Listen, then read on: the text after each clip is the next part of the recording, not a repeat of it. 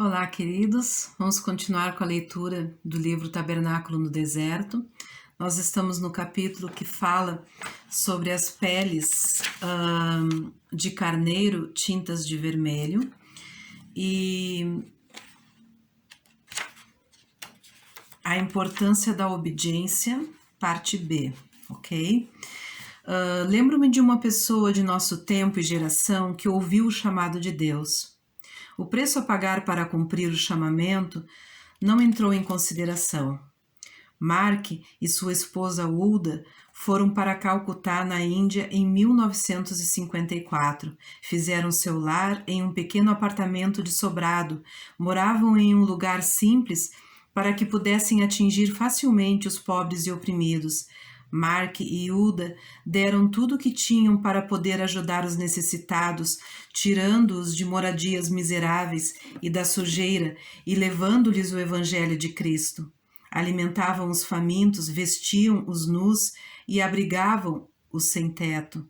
Seus corações eram dirigidos por compaixão pelas pessoas e por uma intensa paixão por Cristo.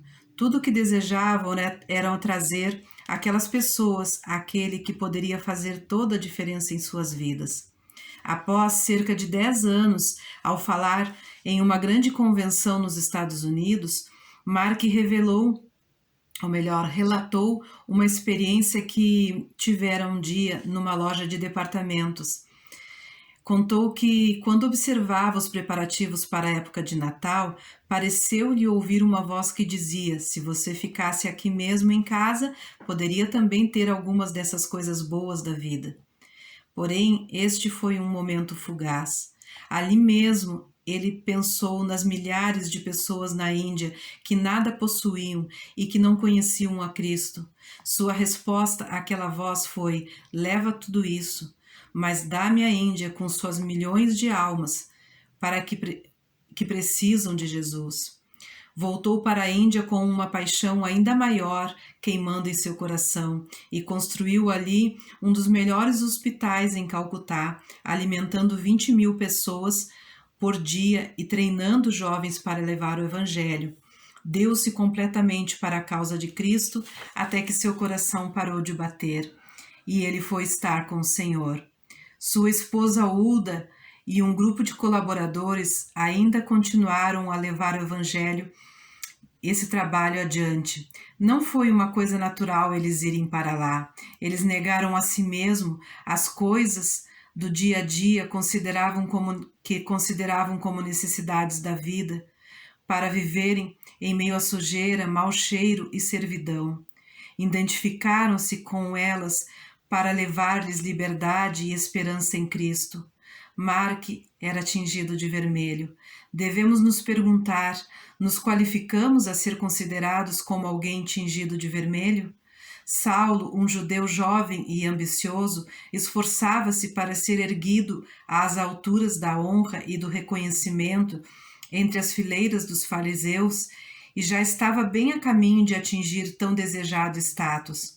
Contudo, quando ia a Damasco para destruir ali o testemunho cristão, encontrou-se com Jesus Cristo, que mudou sua vida, seus objetivos e seus desejos.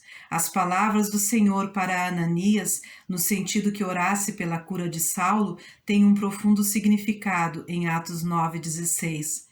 E eu lhe mostrarei quanto deve padecer pelo meu nome.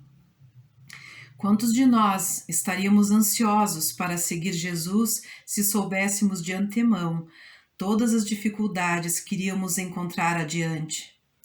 Paulo enumera algumas de suas experiências em 2 Coríntios 11. Ele diz: em trabalhos, muito mais, em açoites, mais do que eles, em prisões, muito mais, em perigo de morte, muitas vezes.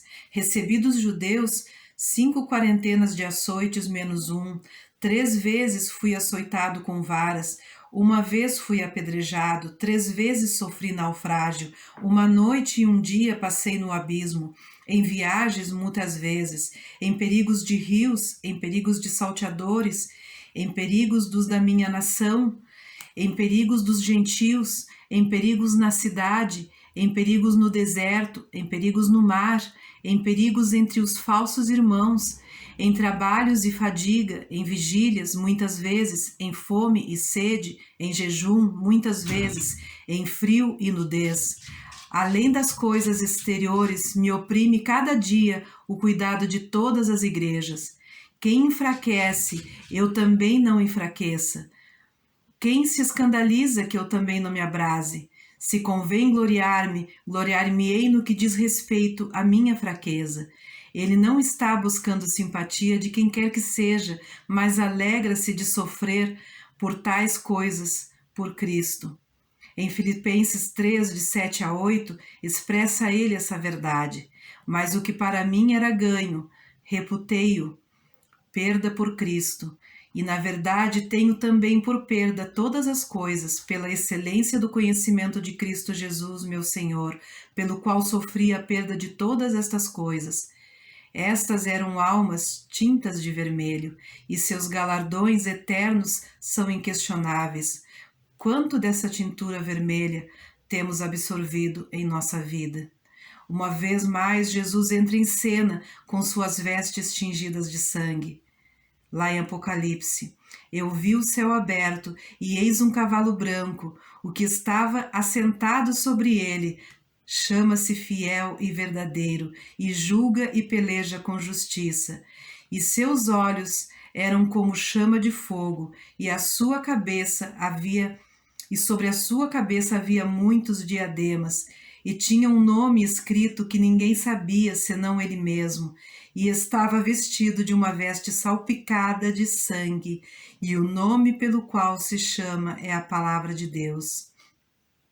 E seguiam-no os exércitos que há no céu em cavalos brancos e vestidos de linho fino, branco e puro, e da sua boca saía uma espada aguda, para ferir com ela as nações, e ele as regerá com vara de ferro, e ele mesmo é o que pisa o lagar do vinho, do furor e da ira do Deus Todo-Poderoso. E na veste e na sua coxa tem escrito este nome: Rei dos Reis, Senhor dos Senhores. Apocalipse 19, de 11 a 16. Quem é este que vem de Edom com vestes tintas? Isaías 61, 1. É o nosso Senhor triunfante e vitorioso. Todo joelho se dobrará em sua presença. Ó peles de carneiro, tintas de vermelho, deixe-me bem aprender a lição. Minha vida não é minha, mas pertence a Deus, e então eu não terei vivido em vão. Amém? Ficamos por aqui e até o próximo vídeo. Fiquem com Deus.